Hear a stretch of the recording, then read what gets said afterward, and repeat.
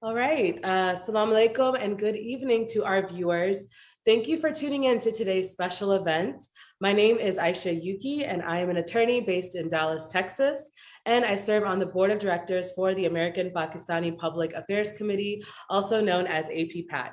APPAC focuses on building resources, creating policies, and fighting for legislation that benefits not only the Pakistani American, but all communities to create a society with equality for all. Since joining APPAC's national board last year, our leadership team has been on the forefront of developing thought-provoking programming that brings Pakistani Americans and the broader Muslim American communities to the front stage of the political process and policy discussions. To that end, today's event is the second Women's History Month event that I have had the pleasure of organizing, so we will jump right in. I'll hand over the mic now to my partner, Ameena Zia. Thank you, Aisha. Good evening to our panelists and audience. I am Ameena Zia. I'm a professor of political science and a founder of Blue Ridge Impact Consulting, focusing on social impact work. I have spent more than a decade working on understanding and securing minority inclusion and representation, especially for women and girls. And I specifically believe that we need to reimagine what inclusion looks like as it relates to leadership, as it relates to engagement and participation. We also need to better understand access and what that means in regards to agency. And we need, of course, dialogues such as tonight's that focus on the evolving challenges and barriers to securing representation. I am very appreciative of gatherings that allow for an exchange of ideas within the diaspora communities and look forward to this very informative discussion tonight. Thank you, Aisha and Sumbel, for your continued leadership. This is our second annual dialogue, as Aisha mentioned, and I am very grateful, of course, to Nayadar Media for partnering with us and for providing a platform where we can have these very intentional conversations. I would like to mention briefly that Nayadar is a bilingual progressive digital media platform that aims to inform and educate Pakistanis at home and abroad. Its presence is unique in the face of the shifting landscape of digital media. It has attempted to support and strengthen citizen voices and provide a platform to bloggers, vloggers, and reporters so that citizen journalism turns into responsible and constructive branch of media environment. And these spaces are so powerful because they allow for a very certain fostering of deliberative narrative that is necessary for voice and expression, and of course to recognize an identity. And I'm excited to learn more about the experiences of our panelists as they journey through the very political landscape themselves. Thank you, Aisha. All right, next I'd like to invite Sumbel Zeb to introduce herself. Oh, Sumbel, you're on mute. Okay. Okay, I got it. You guys can hear me, yeah? Hello, everyone. My name is Sumbel Zeb, and I have a background in political and civic engagement here in Texas with the focus primarily with immigrant and Muslim communities. I'm also the president of the Muslim Democratic Caucus of Texas, and I'm currently the director of development for Girls Inc. of Tarrant County, which allows me to work towards something I care very much about, which is women and girls empowerment. This Women's History Month, we're so happy that APPAC and Nayador gave us the opportunity to host today's event entitled How Modern Legal and Political Systems Impact the Role of Women in Society. And to speak on this important topic, we've invited 3 inspiring women who are currently running for office across the United States to hear their thoughts. We have Jasmine Crockett, who is running for Congress in Texas 30, Taiba Sultana, who is running for mayor of Easton, Pennsylvania, and Reema Rasool, who is running for Congress in New York 3. And now Aisha U-Kiu is going to start off our panel discussion. Thanks so much, Sumbel. I have the honor of introducing our first speaker.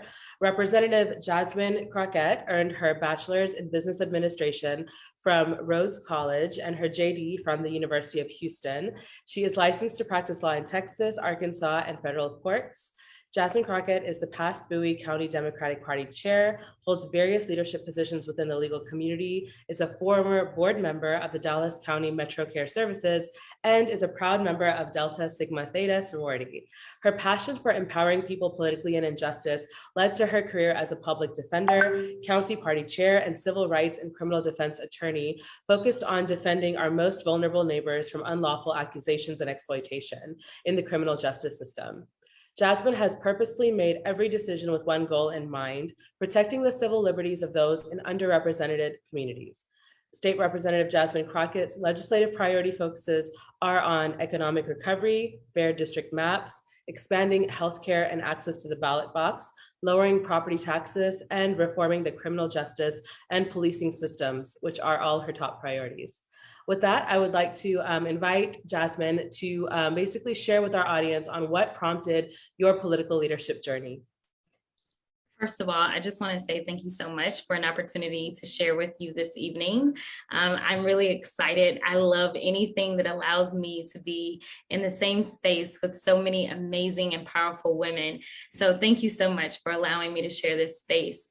So I am the girl that hates politics even to this day, even though I am facing a May 24th runoff and I am the front runner, I still hate politics.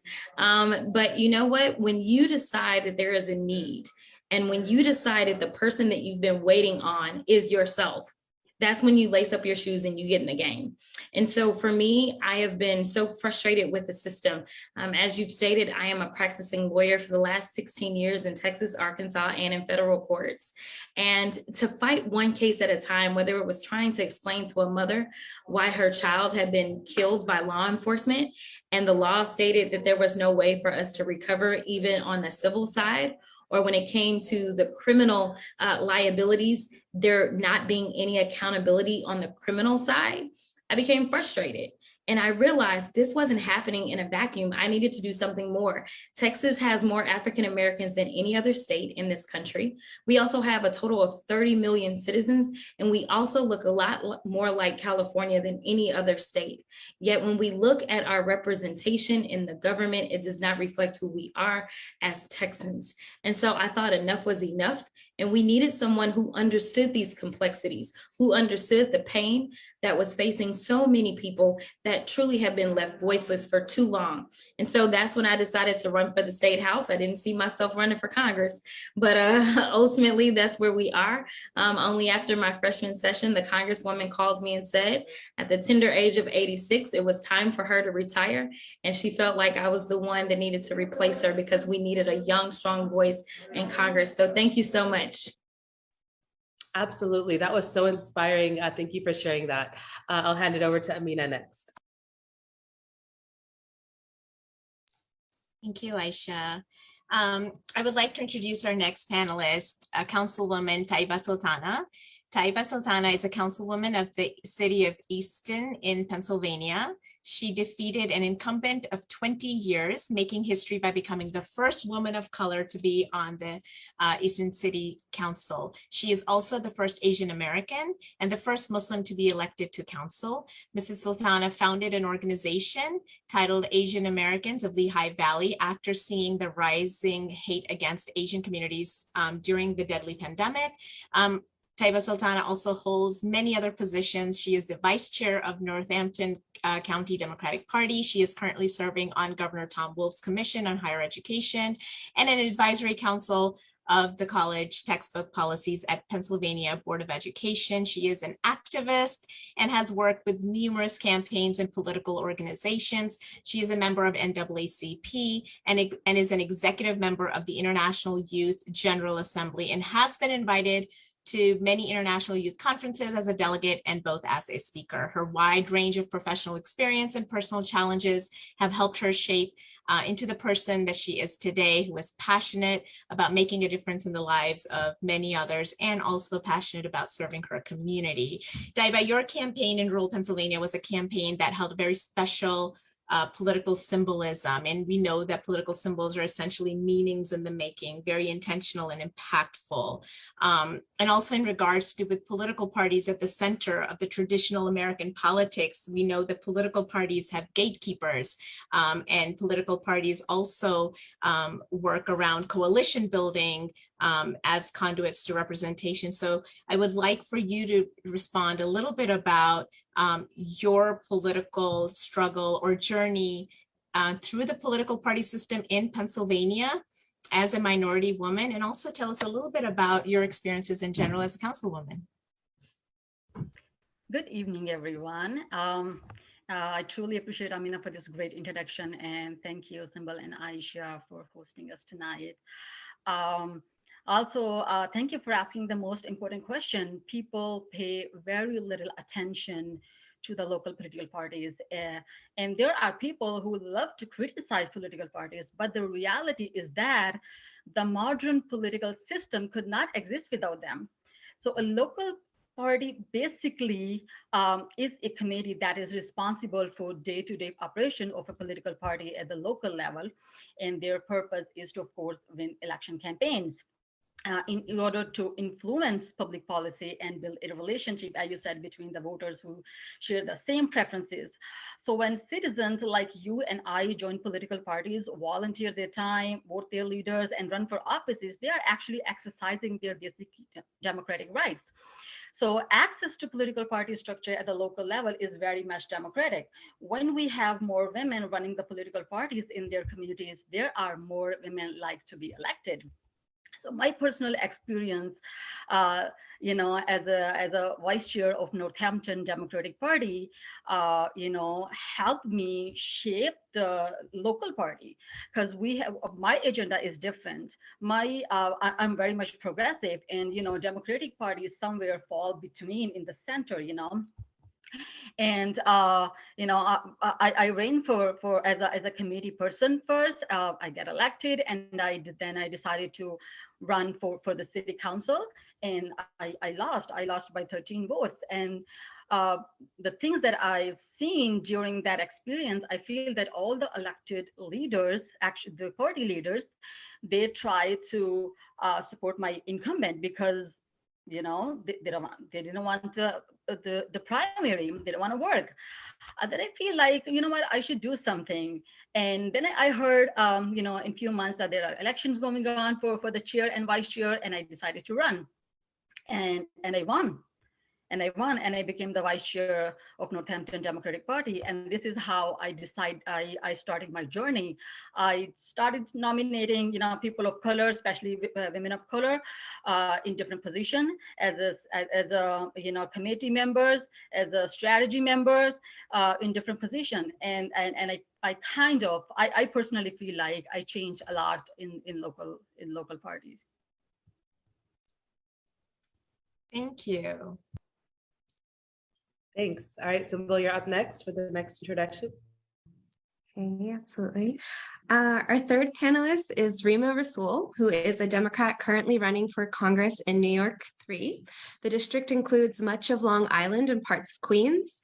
The seat is currently open and will most likely go to a Democrat. And the irony being that this seat was once had one of the biggest Islamophobes in history. Peter King, it used to be his seat, and now we have a Muslim woman that's running. Reema is a serial entrepreneur, a community organizer, a mother, and a connector. She has always known that to make the world around her a better place, she had to stand up for her community and get involved.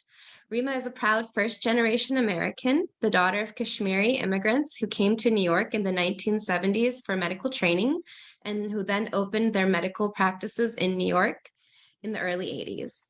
Reema completed her education at New York University and went on to start her own consulting firm, where she internationally markets U.S. infrastructure investments. Reema is also the founder of SAWE, SAWWE, a national not-for-profit trade association based on connecting and educating women who are interested in entrepreneurship. Reema is a lifelong New Yorker who believes that our government needs to take more interest and create more programs and initiatives to boost small business, especially now coming out of the past 2 years that we've all had. She is a proud mother of 2 boys who are in the Jericho School District. Welcome, Reema. Would you be able to share with us briefly what prompted you to start your journey into political leadership? Absolutely. I first want to say thank you all so much for having me. We were talking about safe spaces before we started, and this is absolutely a safe space. I just want to say thank you to all of the amazing ladies who are here tonight. I have so much love and respect for you, and it's an honor for me to be here with all of you. I basically, I am somebody who I call myself a political disruptor. Whenever I talk about my run for Congress, I come from, the world of startups and entrepreneurs. And I really am looking at this campaign as a disruption campaign. The same way you see a gap in some industry and you want to get in there and start a company. That's kind of what I see here. We have this, this demographic here where I live, where I grew up. My kids are going through the same school district that I grew up in. When I was growing up, I was literally maybe one of a handful of Asian students. The same school now is 60% minority, 60% minority, meaning, in a span of, 25 years, everything has changed here with our demographic. What has not changed at all is our leadership and what our leadership looks like. I'm somebody who, I'm a mom. I definitely believe that we are at a very critical time right now in our country. There's a lot of divisiveness. And I just am someone who wants to, talk about politics, maybe not with so many labels. I think that we, turn a lot of people off when we kind of, get into our heads and everything has to be labeled. I called myself a common sense Democrat. And I'm really focused on small business and the middle class. That's what my campaign is all about. I'm a small business owner myself. My parents are small business owners. The main message of my campaign is fixing the tax code for small business owners. Right now we have a tax code where we say, a small business is any business that employs between 1 and 500 people. And I think that is too wide of a gap. It makes no sense to me that, a company like my mother's medical practice, she employs 2 people. She's paying the same tax rate as a company that has 500 employees. I think, this just doesn't make sense at all. And I really I just think that as a first generation American, coming from, my background, my parents are from Kashmir. I always say it's the American in me. It's like you see something that you want to fix, you get in there and you try to fix it, no matter what other people may think, no matter what, I was saying earlier, I feel like I'm fighting a lot of battles. I'm the first. We've never had forget a Muslim woman. We've never had a woman in this seat, right? We've never had a woman in this seat. New York has the highest population of Muslims in the country. And, our campaign is very grassroots. We're a lot of moms. We have a lot of student volunteers, and we're just trying to shake things up and trying to show people that we can do things differently. The political class is not working, and that's what we're talking about. And I just want to say thank you all, because I do think that, talks like this and events like this are extremely important. And because we're talking to God knows how many people that are on Facebook right now, but I'm hoping a few young women who are thinking about running for office themselves. Thank you so much for that, Reema. And I just wanted to say that the love and appreciation is obviously mutual. We have so much respect for all of our panelists here today, and you're definitely role models. And obviously, March is Women's History Month, and it's so important that we're gathered here to discuss these important issues. So I'm going to dive in first with our next question, that is going to be focused on the legal systems. And this is a very macro level question. I'll address it to Representative Jasmine Crockett, and if anyone else would like to comment, please feel free to do so.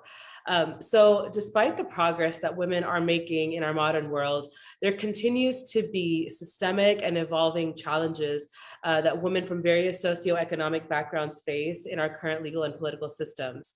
So how would you say systemic sexism and access to justice issues in the modern legal system are impacting the role of women? And why should we be concerned about the judiciary adversely impacting a woman's right of choice in states like Texas? Oh my gosh, did you really just ask me all of that? I don't know how much time I have, but let me tell you something.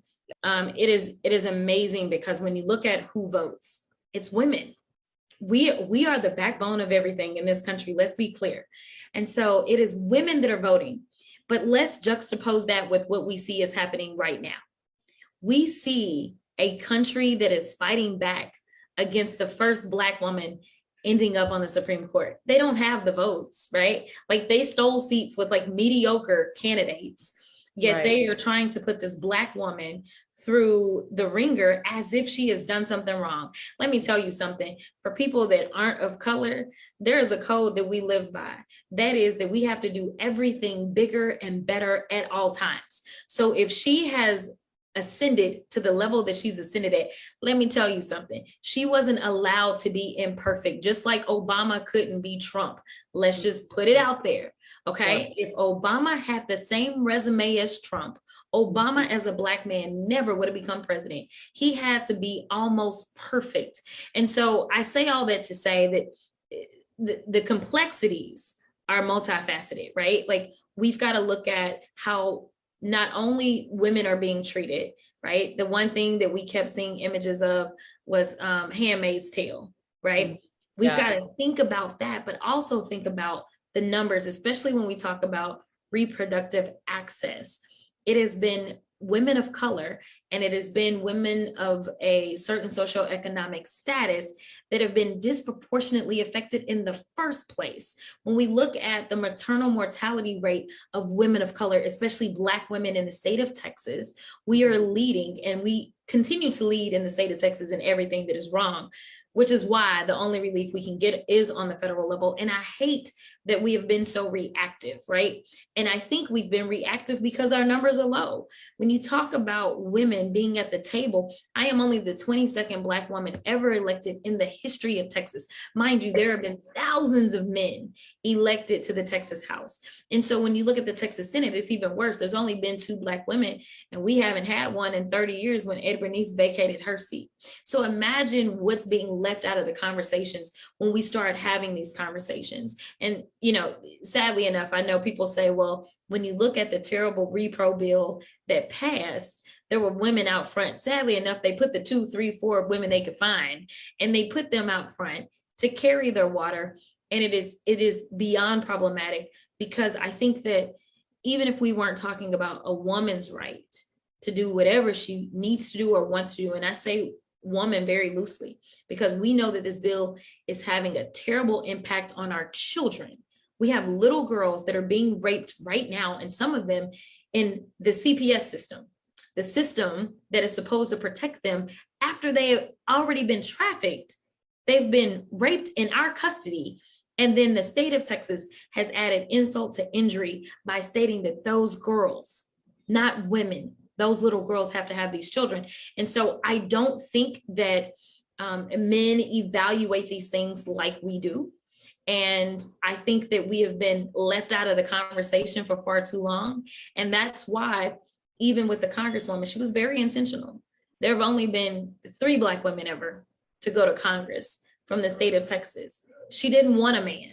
She made that clear. She said, I want a woman. I am leaving a legacy for a woman. That is what she wanted. And I applaud her for that, because we have to be just as bold to say that, because men don't have to say it. But for us, we have to say it. And that is the only way that we're going to start to have policies that make sense for all of us.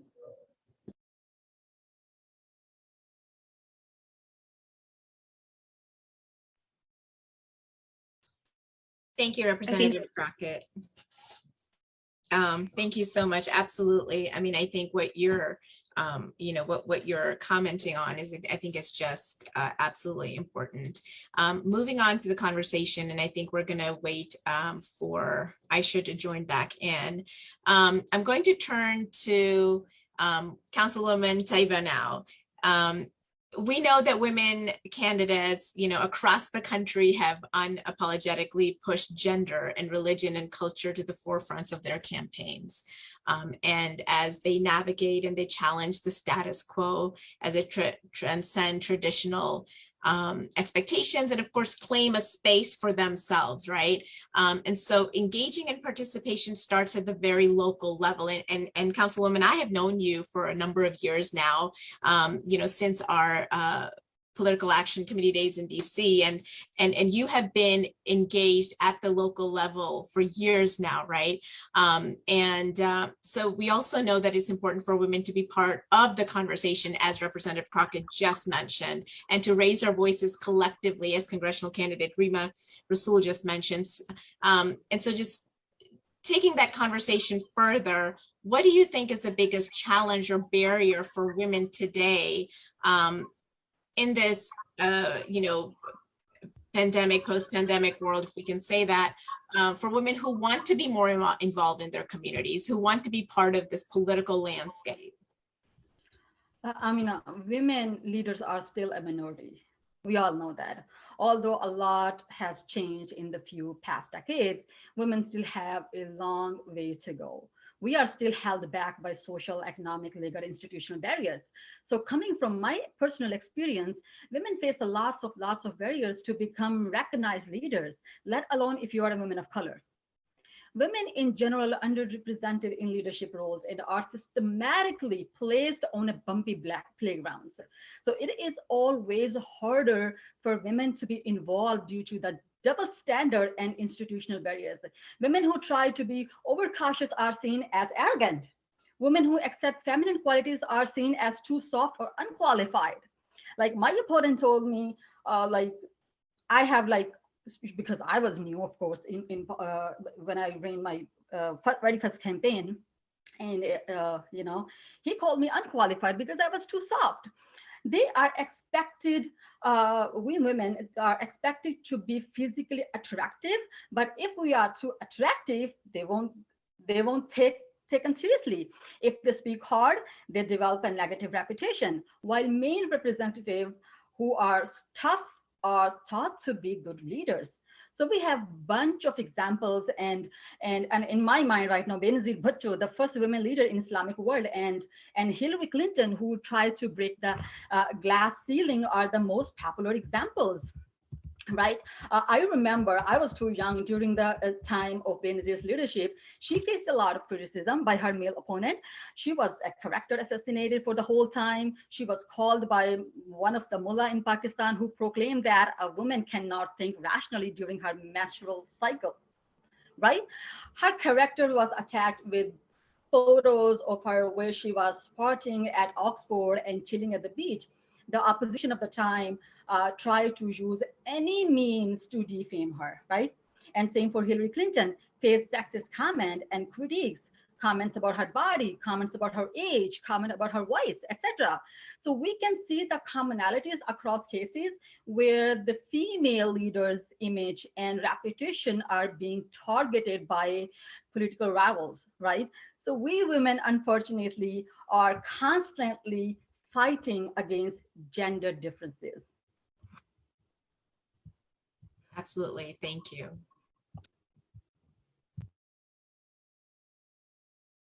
That was amazing, Taiba. I feel like you're preaching to the choir. We're all like, yeah, that's all right. We've all experienced these same hurdles. So thank you for fighting the good fight.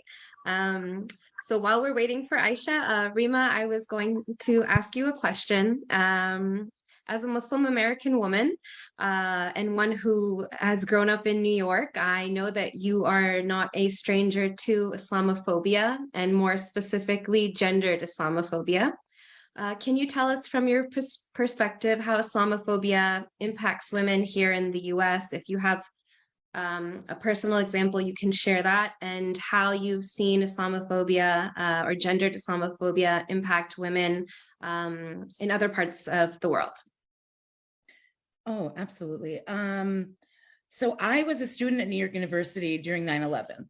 I witnessed firsthand in the aftermath, friends who had a job, friends who, were more outwardly Muslim, how they really had to actually verbally defend themselves on the streets, right? And I think that I personally, and I always say this, I personally, I think we're just used to it a lot of times, especially, like a lot of things I always just kind of let slide because it's just like, yeah, it's going to happen. We're used to it. Okay, whatever. People are going to judge you no matter what. You keep going. It makes you stronger. This is what my mother used to tell me, you keep going, right?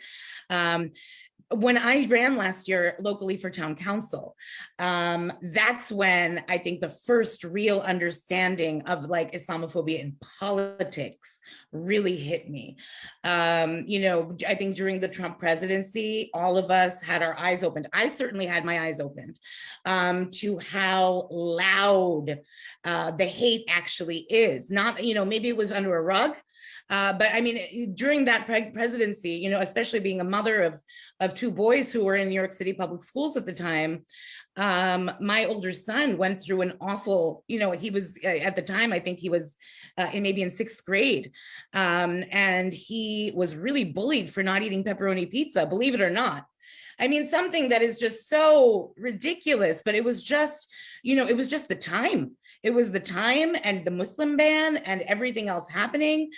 And I think we were really made to feel like others, like we don't belong here, I think, a story that I love to tell when I'm talking to people is, one of the biggest fundraisers in American politics ever, over $1 million raised in less than one night, meaning in less than a 12-hour span, is when Trump's, one of his cabinet members, Ben Carson, actually said on television that I don't think a Muslim should ever be president of the United States.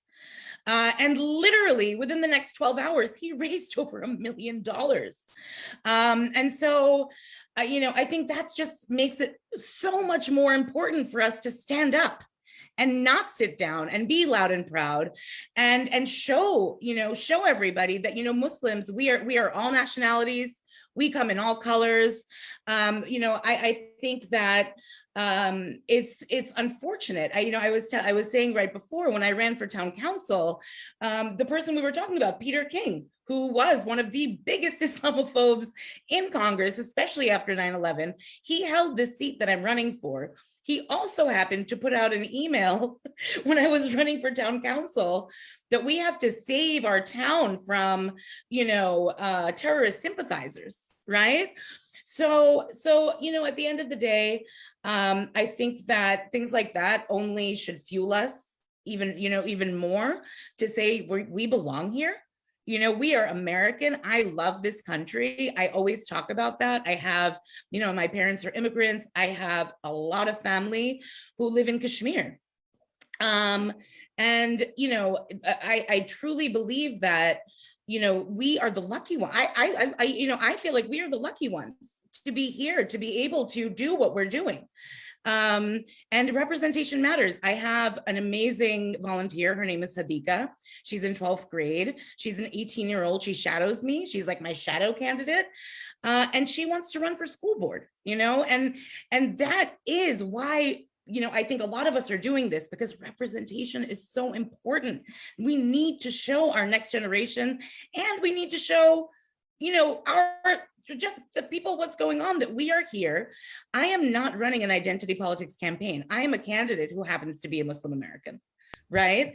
And I think that that's just, it just is what it is. When I had my, this is a little insider, but when I had an interview with, a board, a Democratic board here locally in New York, and, we have another, congressional district with another Muslim running in that district, someone asked me from the board that, oh, do you think that's going to be, in another district, we have another Muslim candidate. In this district where I'm running, I'm the only minority. I'm the only person of color running at all. But in another, and someone even said to me, do you think that's going to affect you, your fundraising? Do you think you'll be able to stay in the race? And I was like, I don't think that'll affect me. And did you ask all of the other candidates in my race who happen to be of the same religion, the same question? So it's not just, it's almost built in to US politics, this idea that Muslim Americans are a different politician or are a different a group that has to work harder. And as Representative Crockett said, I think all people of color, I think we just know that we have to work harder regardless. I have been underestimated my entire life. That's my superpower at this point. I love it at this point. When I get underestimated, it gives me like this warm feeling like I'm going to come out, I'm going to kill it. So I think that as I said, we have to work from the inside. And I just feel so proud that I live in a country where I'm able to do this, and where this is just an everyday campaign that as Americans, we can run for office and we can, say what we feel needs to be said. And that's exactly what I'm doing. That's what I'm trying to do. Adding to that, Reema, I'm very much agree with what you said about how Trump has used Islamophobia as a political tool. And there are more people like him who use Islamophobia to garner votes and political leverage. They use the media to create an atmosphere of hate and fear. So Islamophobia, as I said, is basic tool of politics that states have been playing for decades. And it's all about who sells more fear to their nation. Just like our ex-president Barack Obama, both campaigns were impacted by Islamophobia, right? Trump had used Islamophobia as a political tool for his own political campaign, the Muslim ban and all this. And if we see worldwide, France's policy on hijab is a perfect example. France that literally oppressing Muslim girls for wearing hijab by denying them access to education, now screaming about women's rights and freedom of Afghan women, right? So it's all political, right? So I personally feel like when a woman's body or her clothing and her scarf on her head is more controlled than guns, it's not about abortion. It's not about, Islam. It's about controlling women and maintaining the misogynistic culture. Absolutely. 100%. I had a quick question. Do we still have time? Ameena, we still have a little bit of time, right? It's for each of you ladies. Since you've been running, do you feel like you've noticed some disparity in the way that you've been treated or in the way that you've been addressed as opposed to your male counterparts? Like, is there something specific about being a woman while running for your position that, makes, that you've just faced something different that the men haven't faced? Can I start? I have a story. So it's very personal to me. During my mayoral campaign, actually, I'm not running right now. I just wanted to clarify, I'm not running now, but I ran before. I was once out knocking doors with my kids. My opponent drove by, stopped for a few seconds, laughed at us, and snapped a photo of us just to intimidate me. So I shared this on social media. That was the first time I took the courage to share on social media. And the next morning, he reached out to me and he told me to take down the post. And he kind of like apologized me in different words. So sometimes I feel like it's not only frustrating, but also really sad that for the longest time, women have been standardized and derided by their male peers and have been silenced in the face of mistreatment and derogatory and name calling. And here we are still struggling in 2022.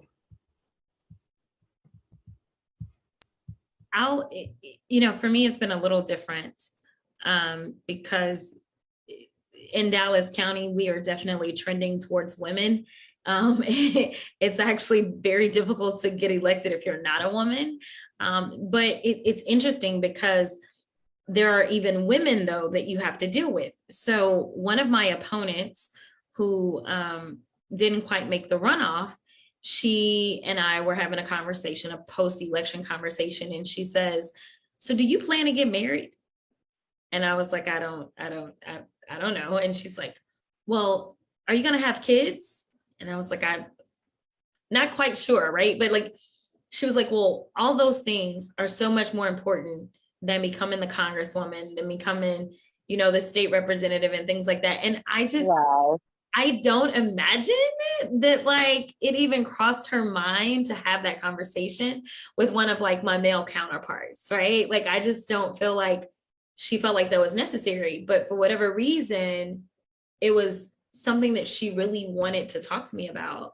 And so I do feel as if, even if it's not coming from men, part of what's been ingrained in even the women is this double standard, because no one goes out to the man and says, "Well, when are you going to have your kids? And, you know, when are you going to get married?" Right. But it's like this idea that first and foremost, I am a woman, which means I have to be a mother, which means that I have to be a wife, instead of allowing me to pursue those political career goals that I have, really to help out the people. I mean, I love kids, but right now I can help so many more kids by doing what I'm doing versus actually birthing one, right? And that's no shade against mothers whatsoever. I just think that women are equipped to wear so many different hats. And I hate that we as a society decide that like there's one main hat that we have to wear. And if we're not wearing that hat, then something must be wrong, because it was just like, "Well, how old are you again? And you're not," and it's like, seriously, lady, you know, like, you know, so that's kind of been, you know, part of it for me. And I think it's more generational than anything. Oh, and if I could just jump in really quickly, I think that, you know, I just want to give a shout out to, you know, in our community, we have amazing allies. We have amazing men who are allies, who, you know, understand kind of what we're going through. But I'd also just like to point out that for a lot of us, you know, in minority communities, we're also fighting battles within our own community and misogyny within our own communities, right? And it's disappointing. It's really disappointing that, you know, at this time, when a lot of us are standing up and trying to do something different, you know, breaking that glass ceiling, being the first woman, being, you know, it's so exciting to me when I see so many women of color all over this country standing up. Which is absolutely needed. You know, as our representative mentioned earlier, we see what's happening to, you know, Judge Jackson. It blows my mind when I'm watching coverage. And when I see these, you know, these men who are nowhere near as qualified as she is, let's be, you know, completely honest, you know, questioning her and being so much misogynistic, so undercover racist, and sometimes not undercover racist. But I think it's just showing us that we need more people that look like us in government. We need more people that look like us asking those questions. I just, you know, it just pushes me even further to say that, you know, we need to build these structures for women. We need to build these platforms for women. The more women that run successfully or, you know, not successfully, you're still leaving behind that legacy of that campaign, that group, that energy that the next person can, you know, inshallah, build on. And I just wanted to put that out there and give a super high five to our allies, but also maybe just nudge some of the people in our own communities that are not allies, and to kind of say, we kind of need you. We need you. So, you know, if we, you know, when you see us running, when we're trying to do something, maybe try to lift us up instead of, you know, constantly pushing people down. Again, just so much respect. I know that we're kind of running out of time, but I just want to agree and co-sign with everything everyone said on this panel, and thank you all again.